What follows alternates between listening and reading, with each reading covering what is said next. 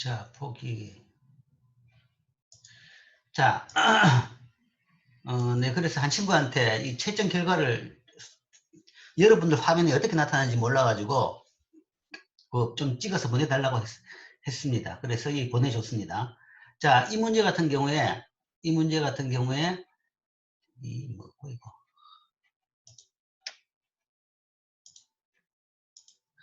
자, 3번 문제. 정답은 실질 GDP인데, 이 학생은 실질하고 괄호 한 칸 띄우고 GDP라고 답을 해가지고, 이게 틀린 것이다. 라고 채점이 된 걸로 이해를 하고 있는데, 실제 이제 프로그램이 자동적으로 이건 틀린 걸로 채점을 했습니다. 했기 때문에 그런 문제가 엄청나게 많은 곳에서 발생했습니다. 그래서 다 일일이 수동 채점을 다시 했습니다. 다시 했기 때문에 실제적인 채점 결과는 이게 아닙니다. 여기 X가 나왔다고 틀렸다는 게 아니라 요걸 봐야 됩니다. 실제 그 문제에 대해 가지고 틀리냐 맞느냐에 대해서는 여기 나와 있습니다. 총 2.5점에서 2.5점 할당. 이것은 맞은 걸로 점수가 들어갔다라는 이야기입니다. 그래서 틀린 것이 아니고 맞은 것으로 문제가 들어갔다.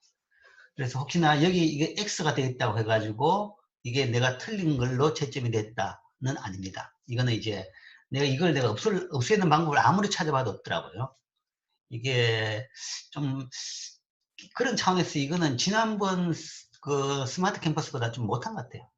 예, 시험 툴은 좀 못한 것 같은데 채점하는 게 너무나 힘들고 여기다 너무나 방만하게 이상한 게 채점 과정에서 많이 나타나고 해가지고 굉장히 힘이 들었는데 이것도 그 중에 하나입니다.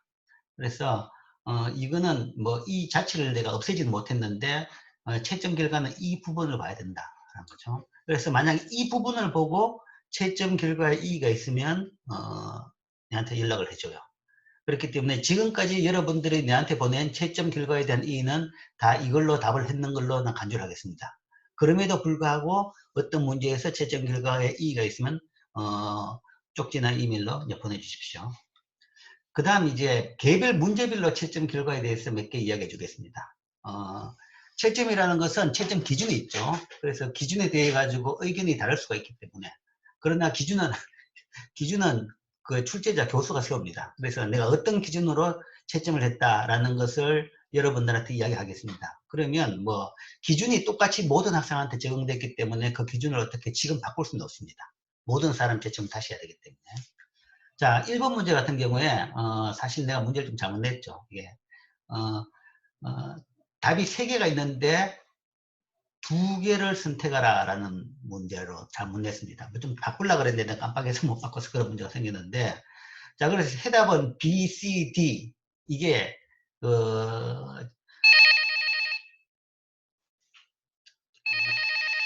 잠깐만요, 미안합니다. 저 수업 중입니다.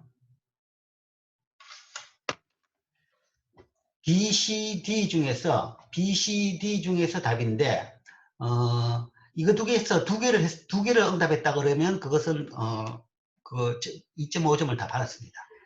근데 이거 B, C, D가 아니고 A, E 중에 하나를 했으면 그 감점을 합니다. 그래서 예를 들어가 B하고 A를 적었다. 그러면 요거는 맞지만 A는 틀렸기 때문에 0점이 됩니다. 그래서 요거 중에서 2개만 했는 경우, 또 물론 3개 다 했는 경우에는만 답을 줬습니다. 틀린 것이 들어갔으면 감점을 했습니다. 그 다음에 나머지는 여기서는 이가 없죠. 문제가 될 게 없었고,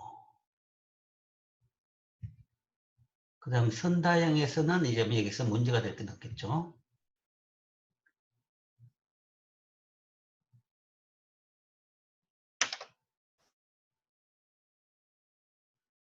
자, 그 다음 20번 문제.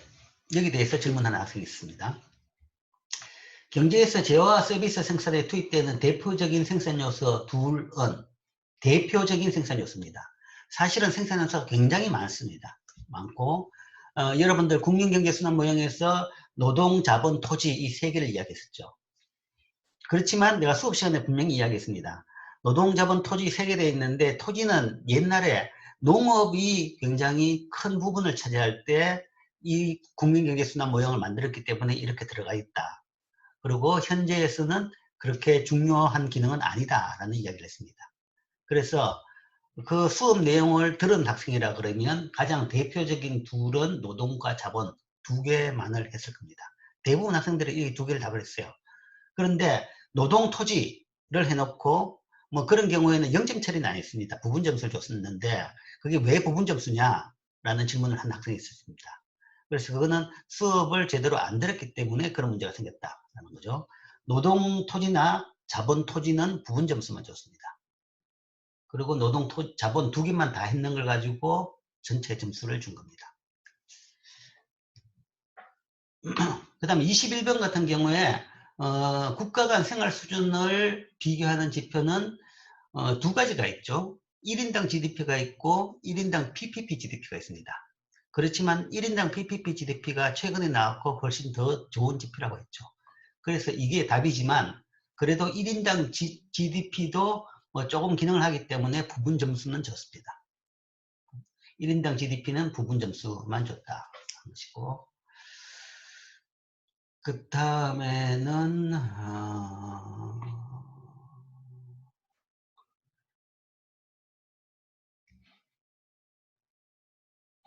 자, 그 다음에 또 하나 잠깐만 봅시다.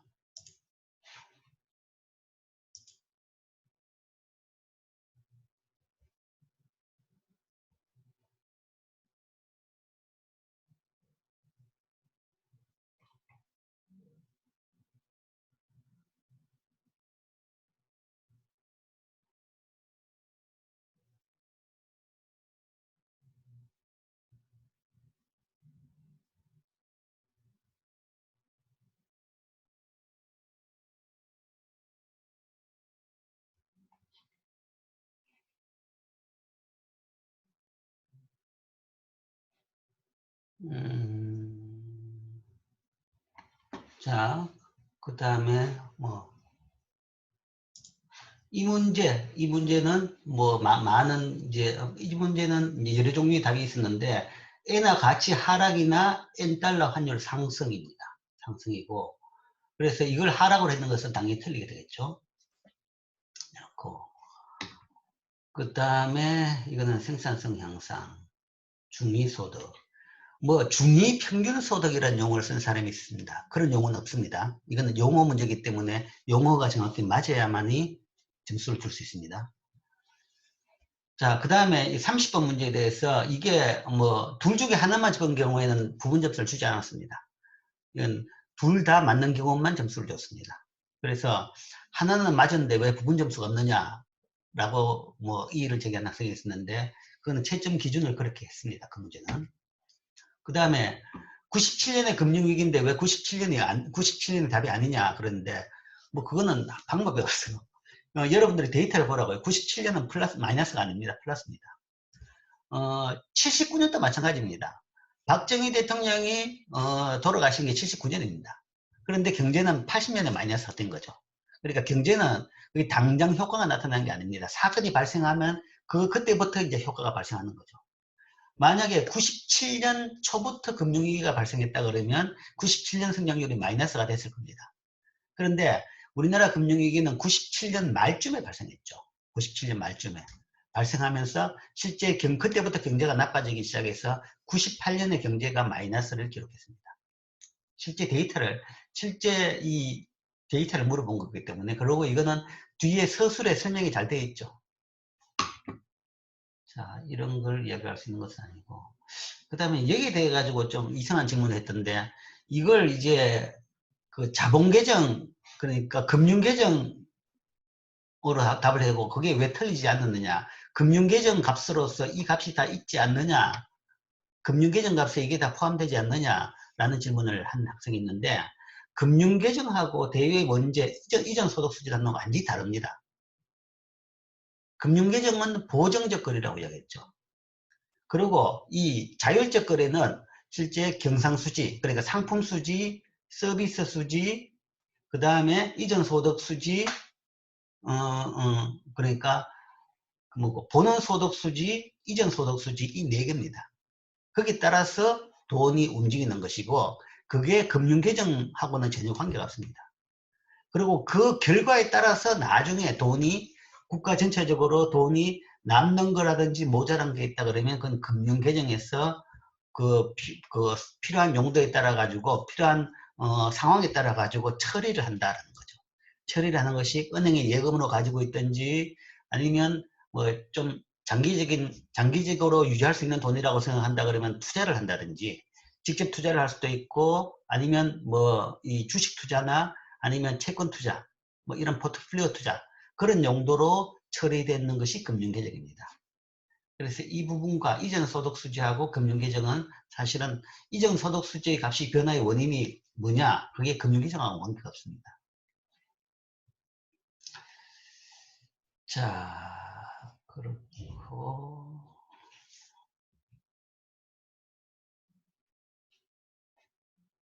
자, 뭐 그런 것들이 지금까지 여러분들이 보내온 질문에 대한 채점 기준에 대한 질문에 대한 답입니다.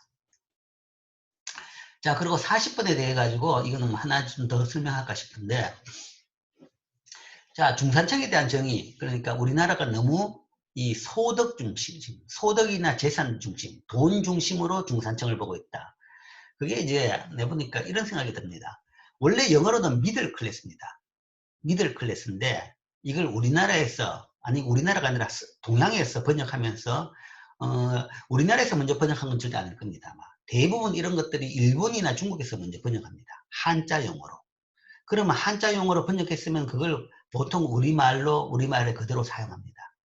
한자권에서 뭔가 서양 용어를 번역을 하면 만약에 번역이 안 된 거라면 우리가 먼저 할 수 있겠죠.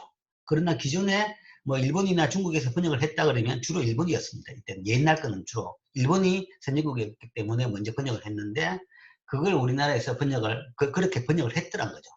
그래서 중산자가 나온 거죠. 직역을 한다 그러면 중간층입니다. 미들클래스. 그런데 중산이 들어갔기 때문에 그걸 아주 경제적으로 주로 해석을 했지 않느냐라는 생각은 듭니다. 드는데 서양에서는 진짜 말 그대로 중간층으로 번역을 합니다. 즉 계급 차원에서. 근데 이제 양대 계급에서 중간에 낀 계급이다라는 것이 옛날 막시스트의 생각들이었고 요즘에는 그게 아니라 중간에 있는 계급이다. 중간에 있는 계층이다. 그러니까 뭐 투쟁적 계급으로 이제 계급을 보는 것이 아니라 그냥 기술적인 뭐 그런 계층으로 보는 거죠. 계층으로. 그러니까 투쟁적인 계급으로 보는 것이 아니라 요즘에는 계층으로 봐가지고 뭐 자본과 노동이 있다. 자본가와 노동자가 있다. 뭐 아니면 뭐 부자와 가난한 사람이 있다.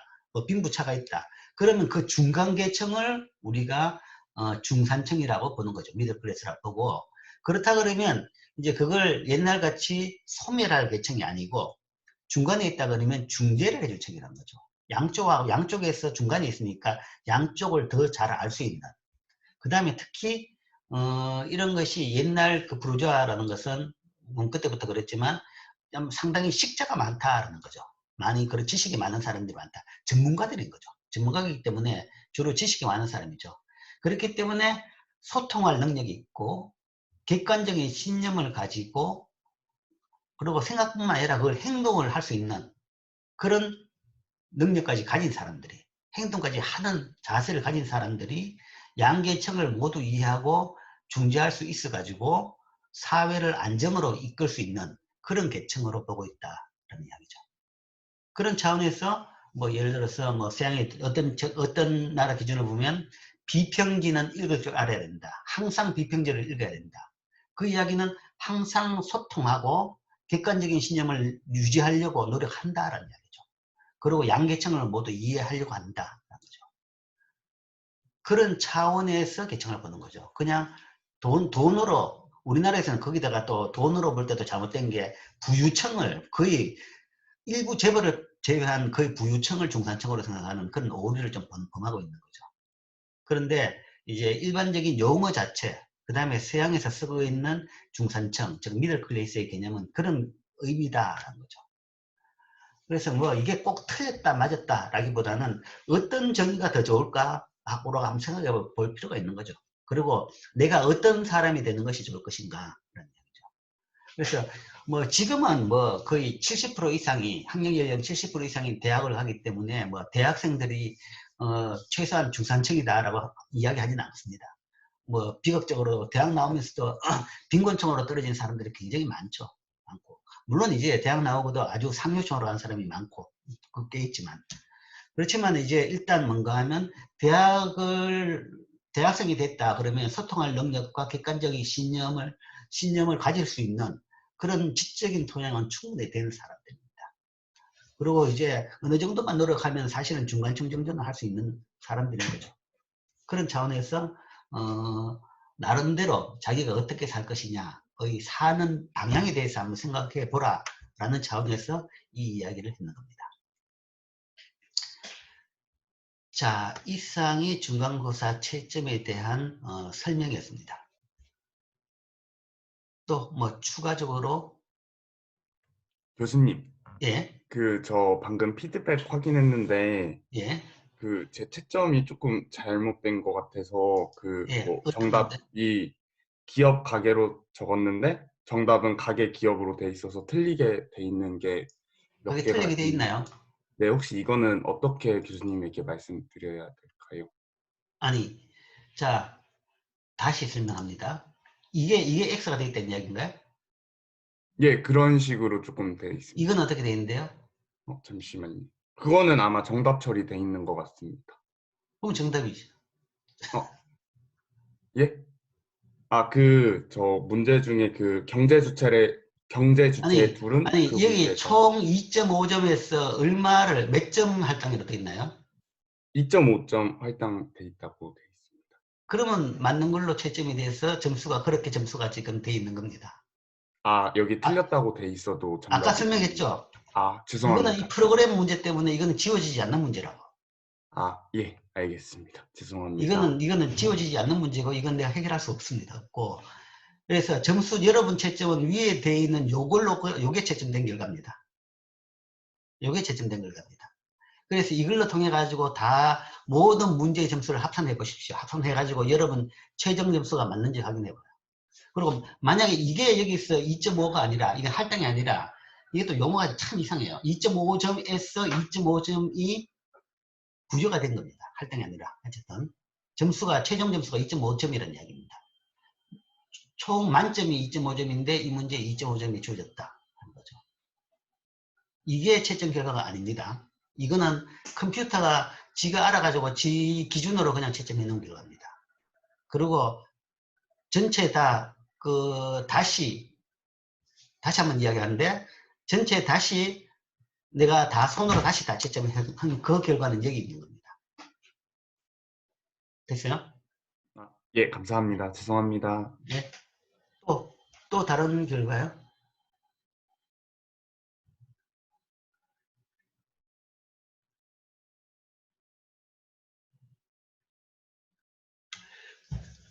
성적부에 성적이 안 뜹니까?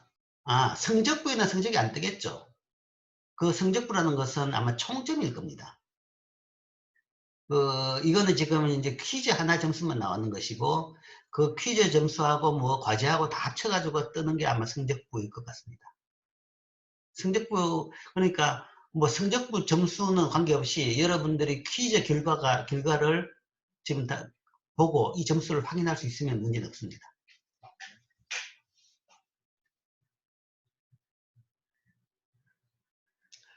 그리고 또 한 학생이 32번 답을 한국의 선진화라고 적었는데, 답은 이제 대외 원자의 확대였던 거죠. 물론 이제 한국이 선진화돼 가지고 대외 원자가 확대되어 되은 거죠.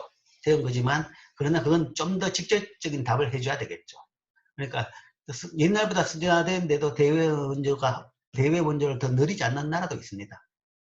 그런 것도 있기 때문에 이거는 답 자체가 좀 뭔가 이제 거기에 대해서 내용은 알고 있는데 답이 정확하지 않았다. 그렇기 때문에 점수를 못 받았다라고 이해를 하면 될 것 같습니다. 또 다른 질문? 자, 또 다른 질문이 없으면 마지막으로 또 하나 마지막이 아니고 하나 공지사항을 하나 더 올렸는데, 다음 시간부터 목요일 수업부터는 아마 그 줌 접속을 여러분들이 스마트 리더를 통해 가지고 접속을 해주기 바랍니다. 출석 연동 문제 때문에 출석이 지금 이제 뭐 별 방법이 없네요. 그래서 빠른 출석 정리를 위해 가지고는 그 전자 출석부에 연동을 시켜야 되는데 그러려 그러면 스마트 리더를 통해 가지고 줌을 들어야만 그렇게 가능하다고 합니다. 그래서 다음 목요일부터는 지금 스마트 리더에 목요일 수업부터는 접속할 수 있는 링크를 올려놨습니다. 그래서 그쪽으로 수업에 참석하기 바랍니다. 그러면 아마 그날 그 출석 결과가 그 연동되어 가지고 뜨게 될 겁니다.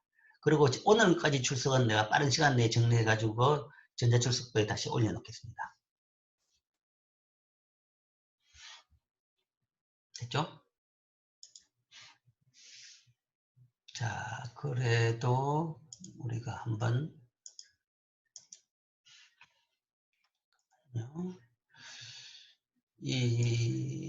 또 질문 하나 더 있네요.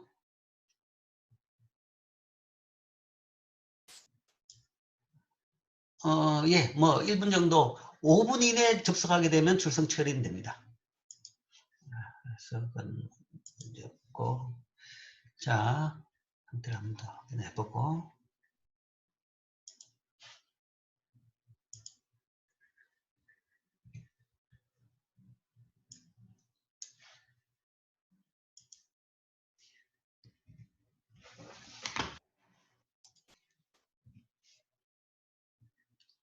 자,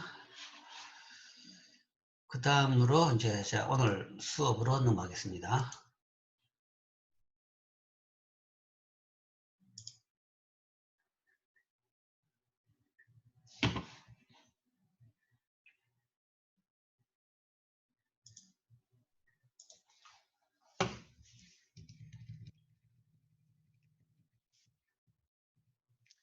자, 오늘은 이제 2장 7절과 8절을 마무리해 보겠습니다.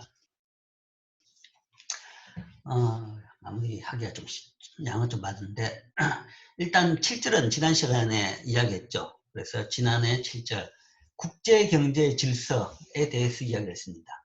그래서 현재 국제적 경제 질서는 뭔가 질서를 만들어 놨습니다. 그러니까 구체적이지 않고 뭐 그냥 그 무형의 질서가 있느냐라는 건데 그게 아니라 뭔가 세계 지도자들이 모여가지고 어떤 목적에 따라 가지고 하나의 질서를 만들어 놨습니다. 그래서 그걸 통해 가지고 국제 간의 교류가 됩니다. 질서가 왜 필요하냐라면 제일 큰 이유가 경제 문제 때문입니다.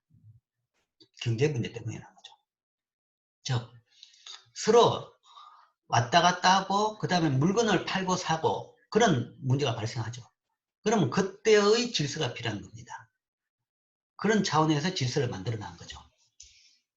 즉 현재 국제경제 질서는 30년대 대공황에 따른 자국우선주의, 보호무역주의가 2차 세계대전을 일으켰다라는 반성하에서 다시 이런 거를 만들지 말자, 다시 이런 상태를 만들지 말자라는 목적으로 구성이 됐습니다. 구축이 됐습니다. 그런 목적으로 2차 대전이 끝나고 난 뒤에 구축이 됐는데 그럼 어떤 질서냐?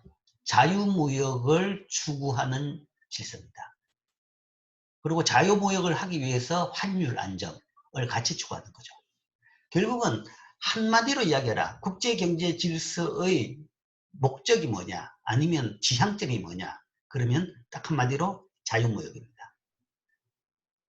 현재 국제경제 질서의 지향점 아니면 방향이라는 것은 자유무역을 할 수 있는 그런 질서다라는 얘기죠. 그걸 위해서 물론 이제 무역이 자유롭게 되기 위해 가지고는 자유롭게 잘 되기 위해서는 부차적으로 따라오는 차원에서 환율 안정이 필요하다. 그래서 자유무역을 할 수 있기 위해서 국제무역 질서로는 가트라는 협정을 맺었습니다. 그래서 가트의 제일 요체는 최혜국대예요. 협정에 그러니까 이거는 일반적인 협정은 양국협정입니다. 양국협정인데 두 나라 간에 뭐 협정 조약을 맺는다라는 건데 이거는 다자간 협정입니다. 그래서 다자간 협정이라서 이 협정에 가입된 모든 나라끼리는 다 최저 관세를 부여한다. 그러니까 최저 관세 대우를 해준다 라는 것이 이 협정의 가장 큰 그 틀입니다. 틀이고 가장 큰 특징입니다. 그런데 이제 이 가트가 지금은 WTO 체제로 확대 개편됐습니다. 확대 개편됐는데 그 가장 큰 원인이 왜 가트가 지금 없고 그다음 이름이 왜 바뀌었냐? 가장 큰 원인은 가트 가지고 소위 원래 이야기했던 자유무역 질서가 더 이상 유지가 안 되더라는 거죠. 그러니까 사람이란 것이 이 머리가 좋은지 꼼수를 자꾸 생각해내는 겁니다. 그러니까 서로 이제 자유무역을 방해하는 것이 옛날에는 고전적으로 관세입니다. 그래서 여러분들이 최근에 잘 보는 바와 같이 트럼프 대통령이 중국 보고 관세를 빵 때려버리죠. 15%, 30%, 어떤 것도 50%, 60% 관세를 때려버립니다. 50% 관세 때리면 그거는 수입 금지하고 똑같습니다. 수입 금지. 그러니까 가격이 50%다 더 비싸게 물건을 팔으라 그러면 못 파는 거죠. 그렇게 비싸면 특별한 물건 몇 개 빼고는 팔리는 게 없습니다. 그래서 그게 이제 옛날의 전통적인 무역 방해 전략이었습니다.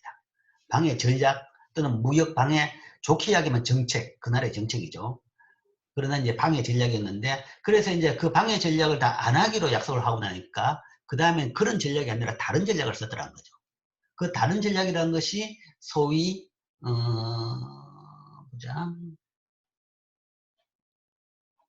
비관세 전략입니다. 관세가 안 되니까 비관세를 쓴다. 그러니까 관세 이외의 방법으로 무역을 막는 거죠. 무역을 막는 것이 이제 어떤 것이 있느냐? 대표적으로 기술, 아니면 그 보건 기준, 환경 기준, 이런 겁니다.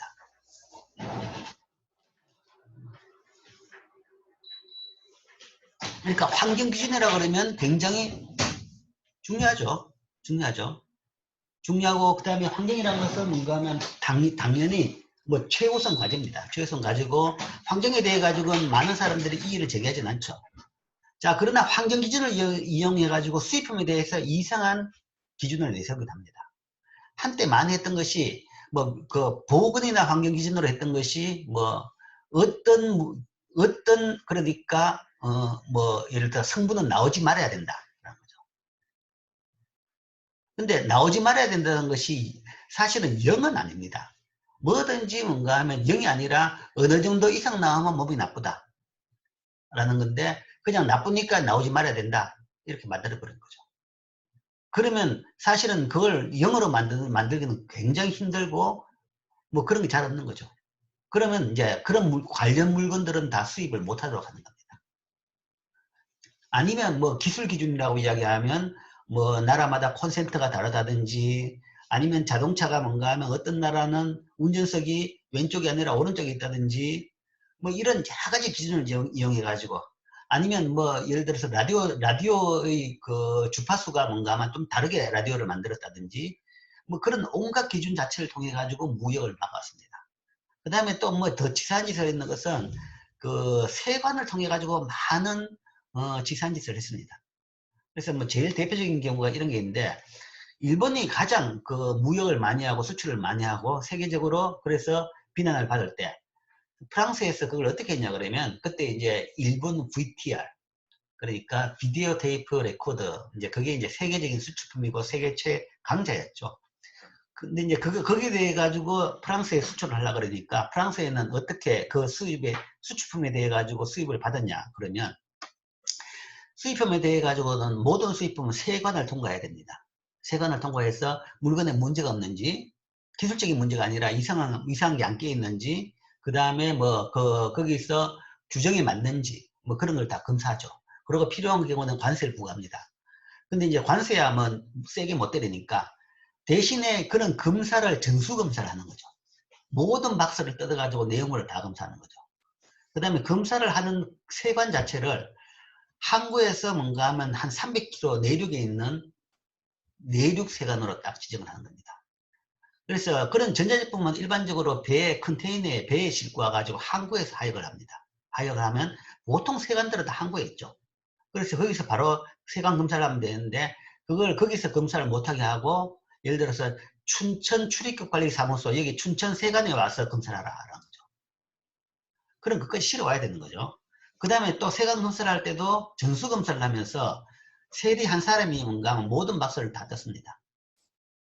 뭐 그러면 한 사람이, 그러고 검사한 사람은 한 사람밖에 없어요. 그러면 그 한 사람이 하루에 검사할 수 있는 양이란 것은 몇백 개, 끼케야 한 천 단위 정도밖에 안 되는 거죠. 그런 식으로 수입을 딜레이 시키는 거죠. 수입을 막는 겁니다. 그래, 이런 것들이 이제 다 그때 나왔던 아주 온갖 종류의 비관세 장벽들이, 희한한 비관세 장벽들이 많습니다. 그 다음에 또 다르게 이야기하면 최근에 나오고 있는 소위 나라별 국민 감정을 자극하는 것도 하나의 비관세 장벽으로도 볼 수 있습니다. 물론 이제 나라마다 정치적인 문제, 역사적인 문제 때문에 그건 남아있는 거죠. 남아있지만, 그건 뭐, 그러면 그 분쟁은 남아있지만, 이제 그것을 활용해가지고 불매운동을 한다든지, 아니면 그걸 통해가지고 특정 나라에 대해 가지고 그걸 국가에서 조장을 하는 경우가 있습니다. 이제 그런 나라들도 있죠. 그런 것도 크게 봐가지고는 비관세 장벽의 일종인 거죠. 어쨌든, 그런 식으로 관세를 못하게 하니까 비관세 장벽을 나라마다 높이더라. 그래서 이제 그걸 못하게 하자 하는 겁니다. 못하게 하기 위해 가지고 이제 GATT 체계를 WTO, 여러 번의 국제적인 협력, 다자간 무역 협상을 통해 가지고 최종 우루과이 라운드, 우루과이에서 WTO 체제를 출범을 시켰습니다. 그래서 현재는 GATT가 WTO 체제로 확대 개편되어 있는 것이 국제무역 질서다라고 볼 수 있죠. 그리고 뭐 질서라기보다는 질서를 수호하는 기구고 기관이다라고 볼 수 있습니다.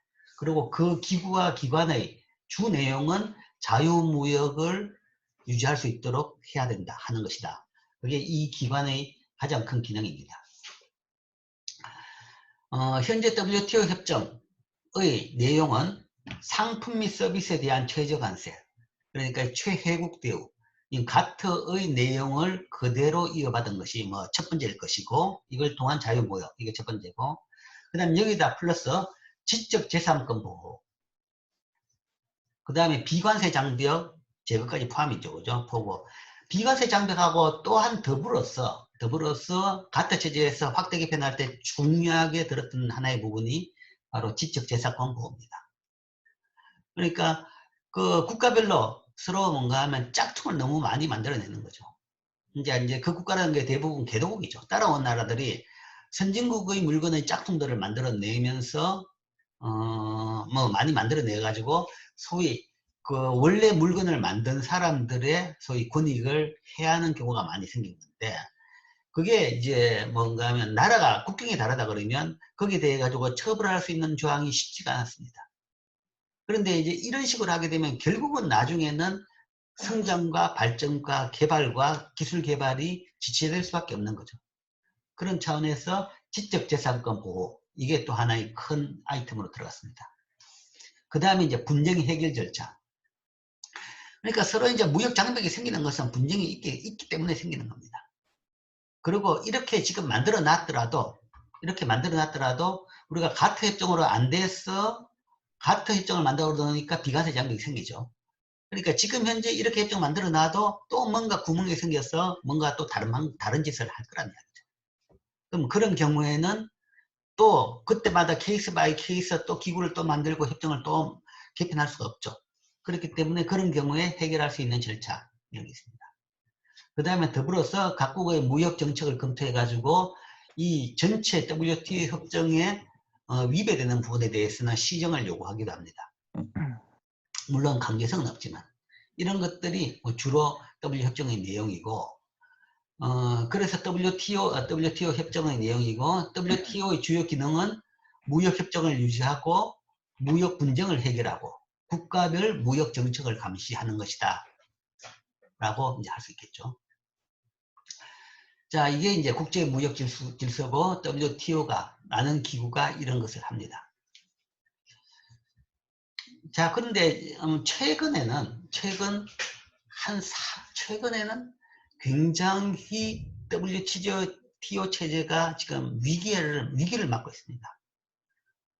그러니까 우리나라 분이 지금 이 사무총장으로 지금 출마를 했는데 오늘 뉴스로는 조금 힘들지 않을까 싶은 생각이 들더라고요. EU 전체가 다른 사람을 지금 지지한다는 그런 발표가 있어가지고 조금 EU 나라가 굉장히 많으니까 조금 힘들지 않을까 싶은 생각이 듭니다만은 어쨌든 그것보다는 본질적으로 이 협정을 봐가지고 뭐 우리나라 사람이 되냐 아니면 다른 나라 사람이 되냐 그게 뭐 큰 문제도 아닐지 몰라도 자, 이 협정 자체는 굉장히 이상적으로 잘 만들었습니다. 잘 만들어놨는데 지금 문제는 WTO 협정 자체가 굉장히 문제 있는데 WTO 기구 자체에도 문제가 있는데 결국은 이건 왜 만들었느냐라는 거죠. 국제 질서가 왜 필요하냐. 국제 질서가 필요한 이유는 약소국을 위해서 필요합니다. 선진국은 필요가 없어요. 선진국이 아니고 강대국은 필요가 없습니다. 힘이 있는 나라는 힘을 휘두를 수 있기 때문에 함부로 다른 나라들이 함부로 못하죠. 그러니까 힘이 있는 나라는 별로 손해보는 일이 잘 없어요. 근데 힘이 없는 나라들이 손해를 본다는 거죠. 힘이 있는 나라들이 힘을 휘두르면 힘이 약한 나라들이 다 당하는 거죠. 그걸 막기 위해 가지고 만든 것이 이런 다자간 협정입니다. 그러면 힘센 너희 둘이는 그럴지 몰라도 뭔가 하면 나머지 우리는 다 합쳐가지고 우리 대항하자. 라는 셈입니다. 그리고 이제 이거 만들 때만 하더라도 힘 있는 앞에 몇몇도 우리가 힘을 너무 힘있다고 힘자랑을 하니까 그게 결국은 당한 나라들이 그 나쁜 마음을 먹게 되니까 세계대전이라는 참사가 일어나고 저는 지구의 유지가 지구 자체의 종말이 될지도 모른다는 위기감이 생기구나 라는 반성을 하게 된 거죠. 즉 힘 있는 나라들이 여기에 잘 협조를 해줘야 됩니다. 그리고 좀 양보를 해줘야 되는 거죠. 그래야 이런 게 유지되는데 힘이 있는 나라들이 자기 이익을 내세운다 그러면 이런 협정은 유지가 안 됩니다. 자, 대표적인 게 이겁니다. 분쟁 해결 절차. 분쟁 해결 절차는 잘 되어 있어요. 예를 들어서 힘이 있는 나라가 힘을 써가지고 힘이 약한 나라가 당했다. 그러면 WTO가 가지고 분쟁 해결 절차에서 이 문제를 해결해 달라. 그러면 그 절차에 따라가 조사를 해가지고 야 그래서 너 피해봤구나. 그래서 너 힘 있는 나라 보고 피해 보상해줘라 라고 합니다. 근데 그런 판결이 났는데도 불구하고 보상을 안 해줘요. 그러면 방법이 없습니다. 지금 이제 그렇게 돌아가고 있는 거죠. 힘이 있는 두 나라가 뭔가 하면 힘은 쓰면서 WTO 체제에서 되어 있는 절차대로 뭔가 따르지는 않는 거죠. 그러니까 지금 미국하고 중국 이 두 개가 지금 양대 문제인데 미국 같은 경우에는 자꾸 이러니까 분쟁 해결 절차가 지금 진행이 안 되도록 분쟁 해결 절차를 하려고 그러면 이 이사가 몇 명 있어야 됩니다. 그런데 그 이사는 강대국들이 지명권을 가지고 있어요. 이사를 지명을 하지 않고 있어가지고 분쟁 해결 절차가 진행이 안 되도록 하고 있어요. 안 되도록 하고 있고 그 다음에 중국 같은 경우에는 우리가 옛날에 한 10년 전에 마늘 때문에 된통 당했는데 워낙 거칠게 나온 나라이기 때문에 상대를 할 수 없어요. 이 나라는 어떻게 하면 만약에 우리가 WTO에 제소를 했다. 그러면 뭐 결과하고 무관하게 제소했는 것 가지고 뭔가 하면 다른 방법으로 그냥 보복을 가해버립니다. 그러니까 보복을 가한다는 것이 또 티 안 나게 우리는 보복 안 했다. 말은 그러죠. 우리는 보복 안 했다. 그래 놓고는 뭔가 우리 국민들이 너희들 물건 안 살 따름이다. 라는 식으로 이제 보복을 하는 거죠. 그리고 그걸 워낙 거칠게 보복을 해야 되니까 다른 나라들이 감히 중국에 다들 당하고 있으면서도 여기다가 제소조차를 못하고 있는 거죠. 그래서 이 판에 뭔가 하면 그러니까 중국하고 미국하고 붙으니까 지금까지 중국에 당한 나라들은 그거 잘 됐다. 고소하다라는 이야기를 생각을 한 나라들이 굉장히 많아요. 그렇게 미국한테 중국이 당하는 게 중국한테 많은 나라들이 당했거든요. 자, 이거는 이제 이렇게 서로 당하고 그 다음에 자국우선주의를 내세울 문제가 아니라는 거죠. 결국 이렇게 서로 당하는 시스템이 만들어지고 자국우선주의가 팽배해져 버리면 결국은 옛날 2차 대전 발생했던 그런 상황이 발생합니다. 그러니까 한동안 2차 대전 끝나고 나서 한 60년, 한 80년 정도는 조용했죠. 이게 워낙 큰 참상이었기 때문에 사람들이 이걸 기억하기 때문에 그걸 반성하고 이렇게 유지가 됐던 겁니다. 그런데 사람의 기억이라는 것이 굉장히 참 희미하죠. 한 80년 되고 나니까 이제 많은 사람이 이 원인을, 이 배경을 이제 잊어버리는 것 같습니다. 그리고 뭐 아마 자기 이익을 위해 가지고 억지로 잊어버린 사람들도 많이 있는 것이 아닌가 뭐 그런 생각도 듭니다. 어쨌든 그런 이유 때문에 지금 WTO 자체, 이 체제 자체가 당초 목적을 잊어버리고 지금 굉장히 많이 흔들리고 있다라는 것이 지금 문제입니다. 기구 자체도 제대로 안 돌아가고 있고 이상적으로 만들었는데 이상적으로 만들어 놓은 시스템도 잘 안 돌아가고 있고 그 다음에 이 시스템 자체를 인정하지 않는 그런 식으로 지금 세계 경제 질서가 돌아가고 있는 그런 것이 이제 문제인 거죠.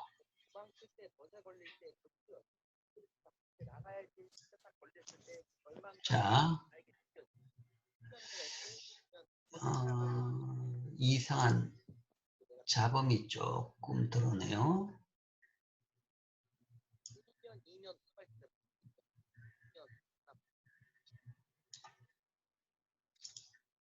그렇죠?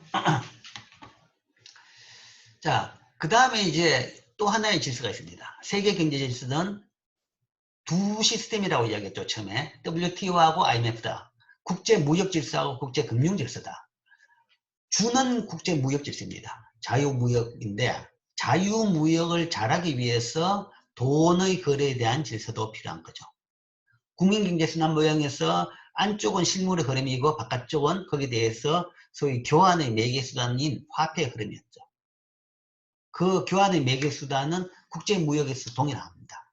물건이 수출되면 거기에 대해서 결제로 돈이 들어야 되는 거죠. 그 돈 부분을 감당하는 것이 국제금융질서입니다. 그래서 자유무역을 수호하기 위해서 만든 국제금융질서, 이것이 현재 이것을 담당하고 있는 기구가 국제통화기금입니다. 인터내셔널 모니터리 펀드. 즉 설립 배경은 아예 가타하고 동일합니다. 1930년 대공황을 야기시킨 경제적 평가절하. 자, 무역 분쟁을 어떻게 발생했느냐? 이제 여러 채널로 발생합니다. 대공황에 따라 가지고 다 나라들이 살기가 힘들어지니까 서로 다 자국 선주의로 갔던 거죠. 그러니까 관세를 통해 가지고 무역을 수입을 막고, 그 다음에 일단 수입을 막고, 그래서 수입분 대신에 우리나라에서 물건 만들자. 그래서 우리나라 일자리 만들자. 우리나라 근로자들을 일자리 만들어주자. 라는 이야기죠. 그 다음에 또 우리 물건은 더 또 팔고 싶은 거죠. 그래야지 우리 일자리를 더 만들 수 있으니까. 더 많이 팔기 위해서는 경쟁적 평가 절하를 하게 됩니다. 통화 가치를 낮추는 거죠. 그러니까 통화 가치를 높이는 게 좋냐, 낮추는 게 좋냐. 뭐 시험 문제도 나왔지만 여행 가는 사람한테는 통화 가치가 높아지는 게 좋아요. 자국 통화 가치가. 그러나 수출업자한테는 통화 가치가 낮아지는 것이 훨씬 더 물건을 많이 팔 수 있는 거죠. 그러니까 사람마다 통화 가치의 변화에 대해 가지고는 선호가 호불호가 갈립니다. 이때는 경쟁적 평가 절하를 해서 자국 물건을 수출하려는 그런 이 환율을 무역 정책으로 활용을 했던 거죠. 그럼으로써 뭔가 하면 서로가 다 나빠지는 겁니다. 이거는 이제 상대적인 것이 우리나라가 10% 통화 가치를 낮추면 상대국도 가만히 안 있죠. 똑같이 10% 낮춥니다. 오히려 10% 더 낮추고 20% 낮출 수도 있죠. 그러면 서로 똑같이 10%씩 낮추면 결국은 효과도 없어요. 효과도 없고 서로 무역만 다 없어지는 겁니다. 그렇게 되면 소위 무역을 통해 가지고 우리가 이야기했던 개인세 프롬 트레이드, 그걸 통해 가지고 서로가 누렸던 그만큼의 파이가 다 없어지는 거죠. 그래서 우리가 이런 걸 가지고 걸린 궁핍화 정책이라고 이야기합니다. 걸린 궁핍화. 그러니까 옆에 나라들 무역 상대국을 가난하게 만드는 정책. 그러니까 같이 가난하게 만들어지는 거죠. 나만 평가절하 한다 그러면 상대국을, 내가 평가절하 해가지고 수출을 더 많이 한다 그러면 결국은 다른 나라는 상대국은 수입을 더 많이 함으로써 더 가난해집니다. 그 나라는 우리나라에 수출을 못하고 우리나라 물건만 더 수입하죠. 그러니까 그런 경우에 평가절하를 통해 가지고 우리나라가 나아겠다라는 것은 상대국들을 더 가난하게 만들면서 우리만 살겠다라는 전략이죠. 근데 그렇게 한다 그러면 상대국도 가만히 안 있으니까 둘이가 같이 다 망해버립니다. 그게 이제 우리가 2차 대전을 일으켰던 배경이었죠. 그래서 이제 그걸 막기 위해 가지고 그걸 막을 수 있도록 환율에 대해 가지고 우리는 그런 식으로 조작을 하지 말고 개입을 하지 말고 안정적으로 환율을 관리하자. 그리고 그걸 관리하고 그다음 비상시에는 뭔가 그걸 도와줄 수 있는 그 기금으로 국제통화기금을 만들었습니다. 1944년에 계획되고 45년 미국 워싱턴 DC에 설립했습니다. 그래서 양대 기구를 만들었기 때문에 그때는 2차 대전 끝날 때는 세계 뭐 강대국이라는 것이 유럽과 그 다음에 미국이었죠. 그죠? 미국과 유럽이었으니까 두 기구를 한 개씩 나눠 가졌죠. 그래서 유럽에 WTO를 주고 유럽, 스위스, 제네바에 WTO 가트 본부를 주고 그 가트 본부가 지금 이제 WTO 사무소로 이제 확대됐습니다. 그 다음에 이제 금융은 미국의 수도인 워싱턴 DC에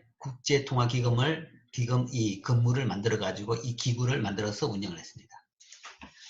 이 주요 목적은 국제통화 시스템의 안정성 확보. 국제통화 시스템의 국제통화 시스템이라는 것은 환율 제도와 지급결제 제도입니다. 결국은 국가 간에 돈을 주고받는 것을 안정적으로 할 수 있는 것. 송금인 거죠. 그죠? 송금. 이 송금이란 것이 사실은 현금이 왔다 가지는 않습니다. 현금이 왔다 갔다 하면 오히려 더 안전하죠. 현금을 들고 갔으면 그냥 받았으면 끝이죠. 그 다음에 주면 끝입니다. 그러면 이게 확실히 된 건데, 근데 현금을 들고 다니기에는 너무 비용이 많이 들고, 그 다음에 그 보안 비용이 크게 들고, 불편하고, 뭐 그렇습니다. 거의 불가능합니다. 그 많은 돈의 액수에 비해 가지고 그 현금으로 들고 다니기는. 즉, 대부분의 거래는 그냥 숫자로 왔다 갔다 하는 겁니다. 그러면 숫자로 왔다 갔다 하려고 그러면 서로 양쪽 간에 믿음이 있어야 되는 거죠. 양쪽 금융기관 간에 믿음이 있어야 되는 거죠. 믿음이란 것이 이거는 주관적인 믿음이 아니라 소위 파산을 안 하고 약속을 그대로 지킬 수 있는 그런 믿음이 필요한 겁니다. 그런 신뢰도, 경제적인 신뢰도, 금융의 신뢰도가 있어야 되는 거죠. 그래서 그걸 유지하는 것이 이 국제통화 시스템입니다. 그걸 위해 가지고 환율도 안정되고 그 다음에 지급결제제도도 안정성을 유지하는 것. 이게 국제금융질서인 거죠. 즉 주요 업무는 국제적 통화협조, 무역의 안정적 확대, 환율의 안정, 그 다음 다국 간 지급결제제도 확충의 지원, 뭐 이런 것입니다. 자, 그 다음에 이게 여기까지 보고 뒤에 건 다시 설명하죠. 자, 여기까지 본다 그러면 이게 이제 지금 이야기했던 이런 내용이죠. 무역의 안정적 확대를 위해 가지고 환율 안정이 필요하다라는 거죠. 그리고 국제적인 통화협조 같은 경우에는 뭐 중앙은행 간에 소위 뭐 필요한 경우에는 서로 주고받고 스왑이라고 합니다. 빌려주고 빌려받는 뭐 그런 것도 하게 됩니다. 일시적으로는. 그 다음에 다국 간 지급결제 제도라는 것은 아까 이야기했던 은행 간 환전입니다. 은행 간 소위 송금이죠. 국내도 은행 간 송금은 사실은 뭔가 그 송금을 전담하는 기관이 있기 때문에 가능합니다. 그 기관이란 것이 한국은행에서 운영합니다. 한국은행에서 BOKY라는 그런 전산망을 통해 가지고 은행 간에 거래하는 거죠. 그 전에는 사실은 은행 간끼리는 콜이라고 해서 전화를 통해 가지고 서로 거래를 하긴 했습니다. 근데 그건 상당히 위험하고 그 다음에 불편했었죠. 그런데 그게 이제 인터넷이 발전하고 전산망이 발전하면서 BOKY를 통해 가지고 서로 인터넷을 통해 가지고 그 Y에 묶인 은행들끼리 서로 거래를 하면서 송금을 하는 겁니다. 그와 마찬가지로 국제 간에도 그런 기능이 있어요. 그게 이제 IMF가 아니라 IMF에서 스폰서를 해가지고 도와줘가지고 지원을 해서 만든 국제결제은행이라는 게 있습니다. International Settlement, Bank of International Settlement, BIS라고 합니다. BIS라는 용어를 좀 들어본 학생이 있을지 모르겠는데, 뭐 BIS 자기 자본 비율 뭐 그런 용어가 있는데, 그 국제은행을 통해 가지고 모든 나라 은행들이 그걸 통해 가지고 그 은행을 통해서 다른 나라 은행에다가 송금을 하는 거죠. 송금을 하고 거기에 따라서 그 액수에 대해 가지고 서로 보정이 되는 거죠. 보정이 되고 그 다음에 그렇기 때문에 BOK, 그 BIS를 통해 가지고 거래하는 은행들은 서로 신뢰가 있어야 되기 때문에 BIS는 아무 은행이나 안 받아줍니다. 신뢰할 수 있는 은행들도 안 망하고 그 다음에 그 액수에 대해 보증할 수 있는 은행 정도만 받아주는 거죠. 그래서 BIS를 통해 가지고 그 국제적인 업무를 하기 위해 가지고 어느 정도 자산의 건전성, 그러니까 탄탄한 정도를 보여줘야 되는 거죠. 그게 소위 BIS 자기자본 비율입니다. 어쨌든 그런 걸 통해서 그게 다국 간 지급결제도 해주죠. 확충을 통해 가지고 서로 국제 간의 거래를 용이하게 해준다. 그걸 통해 가지고 자유무역을 할 수 있게 해주는 거죠.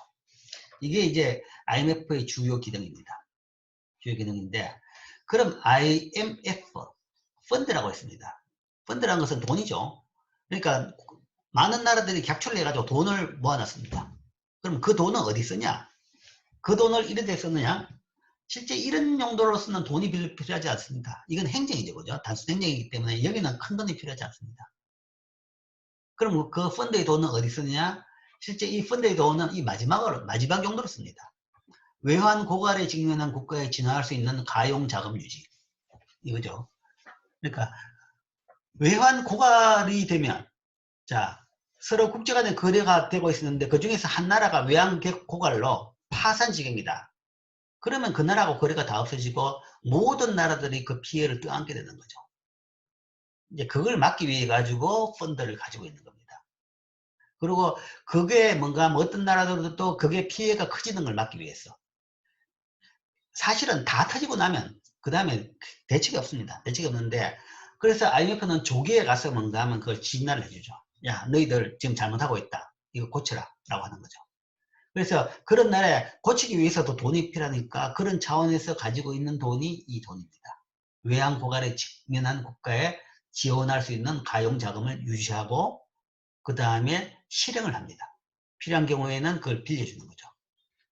실제 우리나라도 1998년에 IMF로부터 한 400억 달러?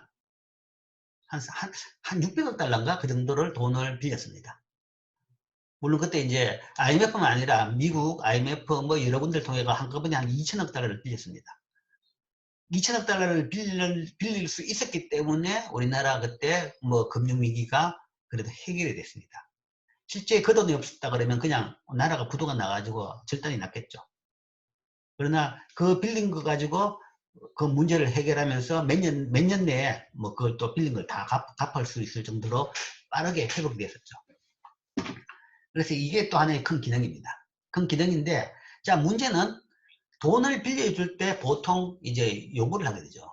요구가 돈을 빌릴 사태가 다시 안 발생하도록 경제 구조를 고쳐라 한 거죠. 왜 돈을 빌리게 됐느냐? 외환이 다 고갈됐다.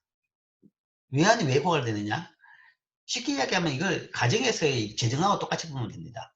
집에 돈이 다 떨어졌다. 왜 떨어졌느냐? 많이 써서 그런 거죠.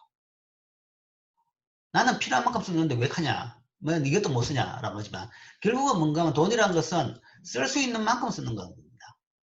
근데 들어오는 것보다 많이 쓰면 그때는 들어오는 것보다 많이 써가지고 있는 재산까지 다 써버리고 나면 그 다음에 부도가 나는 거죠. 결국은 외환위기도 마찬가지입니다. 대부분 나라들이 그게 어떤 형태인지 외환이든 자국의 자산이든 뭐든 어쨌든 능력보다 더 많이 썼기 때문에 외환위기가 발생합니다. 가지고 있던 외환이 다 고갈된 거죠. 그렇다 그러면 다시 고갈 안 되도록 해가지고 그 지출을 줄여야 되는 거죠. 지출을 줄이는 것은 대부분 정부 예산을 줄이고 복지용으로 쓰는 돈을 줄이고 공무원 수를 줄이고 그 다음에 돈을 빌리 갔던 기관들도 뭔가 하면 구조조정을 해야 되는 것이고, 구조조정이란 것은 보통 사람을 줄이고 월급을 낮추고 이런 거죠. 그 다음에 또 국가로서는 그 쓰는 돈 줄이고 대신에 받는 돈은 더 늘려야 된다는 거죠. 세금 높이고. 이 모든 것이 다 국민들한테는 인기가 없는 경악을 만드는 그런 정책인 거죠. 그러니까 이제 다 거기에 대해 가지고 부정적으로 보는 겁니다. 실제 그러면 그런 정책을 하는데 다들 그러면 정치인들은 이거는 IMF가 시켜서 그렇다. 우리가 하고 싶어 하는 게 아니라 그럼 IMF 때문에 우리가 이런 정책을 한다. 라는 식으로 이제 이야기를 하게 되죠. 그래서 IMF는 개도국들한테 특히 위기를 겪은 나라들한테는 IMF 때문에 금융위기가 났다라는 식으로 사람들이 이제 이상하게 포장을 하게 되는 그런 경우가 있죠. 그래서 굉장히 IMF를 안 좋은 기관으로 생각되는 경우가 꽤 많이 있습니다. 그 이유가 여기 있는 거죠. 이 가용 자금을 빌려주는 대신에 요구하는 구조조정 패키지가 국민들한테는 굉장히 힘들기 때문에 그런 문제가 발생합니다. 현재 이 펀드가 어느 정도의 수냐, 토탈 쿼터는 지금 전 세계 한 2,200개 나라에서 3,270억 달러 정도를 출자해 놨습니다. 출자해 놨고, 이게 이제 기금입니다. 자, 이제 이 액수가, 쿼터가 사실은, 현재는 서로 돈을 많이 출자하고 싶어 합니다. 우리나라도 마찬가지인데, 그게 이제 세계적인 이슈 중에 하나인데, 왜 돈을 더 많이 출자를 하려고 하느냐. 더 많은 출자를 할수록 여기서 발언권이 높아집니다. IMF에서 모든 주요 의사결정은 이 쿼터에 따라 이루어집니다. 그러니까 처음에 펀드에 낸 돈의 액수에 따라 가지고 투표권이 주어지는 거죠. 나라별로 한 표가 아니라 돈 액수에 따라 투표권이 주어집니다. 그래서 현재는 이제 미국이 절대적인 여기에서의 발언권을 가지고 있습니다.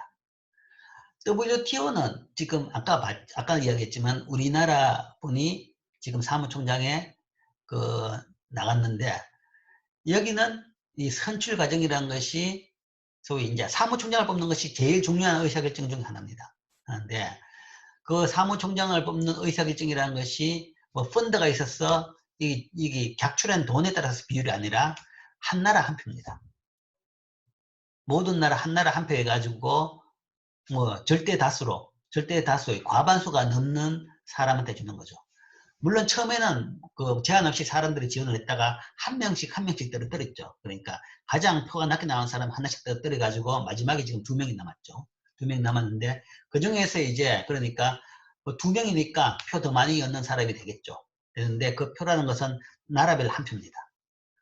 그래서 지금 현재 아프리카에서 출신 그분이 가장 강력하다라고 하는 것이 아프리카의 나라 수가 굉장히 많죠. 그다음 거기다가 더하기 유럽까지 합쳐버리니까 우리나라가 지금 표수로는 굉장히 지금 힘들 것이다라는 지금 예상이 나오고 있습니다. 즉 WTO는 나라별 한 표인데 IMF는 나라별 한 표가 아니라는 거죠. 쿼타에 따라서. 그렇기 때문에 쿼타를 더 많이 받기 위해 가지고 돈을 더 많이 내고 싶다. 근데 그렇다고 해가지고 많이 내고 싶다고 해서 받아주는 건 아닙니다. 제일 처음에 만들 때 미국이 절반을 냈기 때문에 그때는 돈 낼 사람이 미국밖에 없어가지고 미국이 대부분 다 냈습니다. 내가지고 그렇게 만들어가지고 그래 발언권이 센데 자 그 뒤에 세계 경제가 바뀌었죠. 그 뒤에 이제 70년대까지 제일 큰 것은 일본이라는 나라가 굉장히 빠른 속도로 성장해가지고 그냥 강력한 G2가 되어버렸습니다. 그러니까 일본이 우리도 경제 규모에 맞는 만큼 발언권을 내겠다. 돈 더 내겠다. 근데 기존 기득권이 별로 인정을 잘 못했죠. 못했고. 그러나 일본은 이제 큰 소리는 잘 안 내는 나라였기 때문에 그냥 우야구야 넘어갔는데 조금 넙치고. 그 다음에 최근에 문제는 이제 G2가 달라진 거죠. G2가 일본에서 중국으로 바뀌었죠. 바뀌고 중국의 성장 속도가 굉장히 빠르죠. 그러니까 중국이 이제 이 큰 지분을 차지하겠다. 우리도 우리 경제만큼 지분을 차지하겠다라고 지금 하면서 여러 가지 문제가 생기고 있습니다. 그 다음에 거기다가 우리나라도 마찬가지입니다. 우리나라도 처음 IMF를 만들 때는 지분이 거의 없는 수준이었습니다. 그러나 지금 이제 우리가 학기 초에 봤지만 거의 전 세계에서 한 10위권 정도의 나라가 됐죠. 굉장히 큰 규모입니다. 지금 이제 우리나라 경제 규모가. 그렇다 그러면 거기에 걸맞는 정도의 지분을 이제 우리도 요구하는 거죠. 돈을 더 내겠다라는 건데 이제 그걸 그때마다 매년 업데이트 해가지고 받진 않고 한 번씩 이제 몇십 년마다 한 번씩 이제 그걸 이제 정치적으로 서로 검토를 해가지고 합의를 해가지고 바꿨죠. 그래서 옛날에 비해서는 이제 지분이 쿼타가 많이 올라갔습니다. 한때. 그러나 아직도 우리나라도 중국도 경제 규모만큼 올라가진 않았죠. 그런데 이제 이건 계속적으로 이제 올려야 될 문제가 되겠죠. 자, 이게 양대 기구입니다. WTO, IMF. 자, 여기에 이제 세계화라는 용어를 한번 이야기하겠습니다. 자, 세계 경제 질서가 있다. 그 다음 세계화라는 용어를 우리가 많이 씁니다. 특히 세계화라는 용어를 쓸 때는 긍정적인 용어로도 쓰지만 부정적인 용어로도 많이 씁니다. 반세계화 운동이 세계적으로 굉장히 심합니다. 세계화에 대해서 반대하는 운동이 꽤 있어요. 그럴 때 그 세계화라는 것은 어떤 것을 이야기하느냐? 국제무역기구, 국제통화기금을 바탕으로 세계 각국 간 자유무역을 확대하고 금융시장을 통합시키는 현상. 이것을 우리는 세계화라고 합니다. 그러니까 실질적인 국경이 사실은 낮아지면서 서로 지구가 하나가 된다라는 이야기죠. 자유무역이 확대되고 금융시장이 통합된다는 거죠. 근데 이제 지구가 하나가 된다는 것이 진짜 국경이 없어지고 마음대로 왔다 갔다 그건 아니죠. 일단은 뭔가 무역, 경제 개념으로서 하나가 된다는 거죠. 무역이 자유로워지고 한 나라 같이 가능한 한 한 나라 내에서 같이 무역을 하자라는 게 방향입니다. 그 다음에 금융시장이 통합된다는 것은 돈이 자유롭게 왔다 갔다 하는 겁니다. 자유롭게. 송금이 자유로우면 그냥 클릭만 하면 돈이 뭐 세계 어느 나라도 지금 갈 수 있는 겁니다. 그게 이제 금융시장이 통합되어 있는 거죠. 송금뿐만 아니라 투자도 마찬가지입니다. 이런 상태가 지금 세계화라고 합니다. 이게 이제 경제적으로 봤을 때는 세계화 현상이다. 그럼 이 세계화를 왜 해야 되느냐? 세계화로 무역과 자본이동, 인력이동, 지식이동이 확대되면서 참여국 모두에게 경제발전과 더불어서 많은 기회를 제공해 줄 수 있을 것이다. 그렇기 때문에 세계화는 좋다라고 이제 봅니다. 경제학에서는. 그게 처음에 이제 자유무역이 왜 필요하냐에 대해서 얘기한 거죠. 자유무역을 왜 하느냐. 리카도의 비교 원리에 따르면 자유무역을 하게 되면 양국 다 더 좋아지더라. 좋아질 수 있다. 라는 거죠. 그게 뭔가 하면 자유무역. 그걸 통해 가지고 무역뿐만 아니라 자본이동, 인력이동, 지시이동을 통해 가지고 다들 더 좋아질 수 있다. 그렇기 때문에 세계화는 좋은 것이다. 라고 생각하고 지금 현재 세계 경제 아니면 세계 질서가 가는 방향은 이 세계화 쪽입니다. 세계화 쪽인데 그런데 이제 여기에 대해 가지고 세계화에 대해서 반대하는 이제 운동들이 꽤 있습니다. 반세계화 운동. 듣기에는 굉장히 좋은데 왜 이걸 반대하느냐? 세계화에 대한 진보 진영의 비판적인 주장. 비판적인 주장인데 뭐 이런 이유로 세계화에 대해서 반대를 하고 그 다음에 보수 측에서도 요즘에 세계화에 대해서 반대를 하고 있습니다. 그래서 세계 경제 질서를 이해한다 그러면 이 질서를 어떻게 봐야 될 것이냐? 지금 세계적으로 뭐 강자들이 나타났어. 트럼프 대통령 아니면 뭐 중국의 시진핑, 뭐 러시아, 뭐 온갖 세계의 강자들이 나타나가 세계 질서가 굉장히 지금 쌀벌한 상태입니다. 지금 이 이야기입니다. 이게 왜 이렇게 됐느냐? 왜 이렇게 됐고 이 질서가 지금 어떻게 됐고 어떤 방향으로 가야 되느냐라는 것에 대한 이야기입니다. 이 이야기는 오늘 하기는 좀 양이 많으니까 다음 시간에 이제 계속하겠습니다.